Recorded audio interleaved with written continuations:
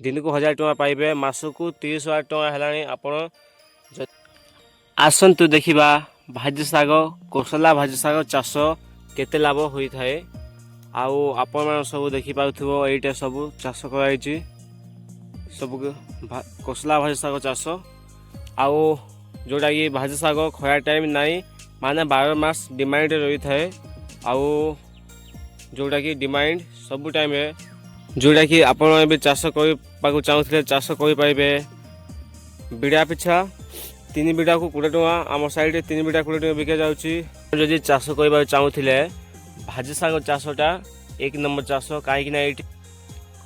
औष spray करने को पड़ न थाए आउ आपण जदि दिन को जदि 200 बिड़ा साग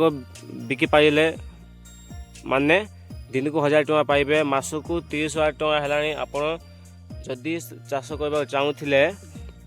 कोसला भाजी साग चाष करंतु जोटा कि सबू एकातर के बुणवेनी 2-3 दिन गैप रे ही बुणवा स्टार्ट करंतु जेमिति आउ डिमांड सबू बिले थाए साग आपण को आउ देखि पाउथबो एटा ऑलरेडी जगह हिची आउ एटा भाजी साग बुणा हिची काहे कि एटा खरा मास टाइम जदि साग हला परे एटी साग किछि झिकिला परे एई जगह ऑलरेडी टा हबो आउ अलगा जगह साग बुणा हबो काहे कि एटी बेसी 3-4 थर साग बुणा हिगानी गुटे जगह तो एई जगह ऑलरेडी टा जगह हिची आउ अलगा जगह साग बुणा हबो आउ सेपटे देखि पाउथबो सेपटे अछि साग खड़ा साग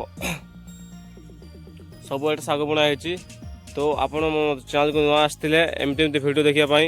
मो चैनल को सब्सक्राइब करंतु।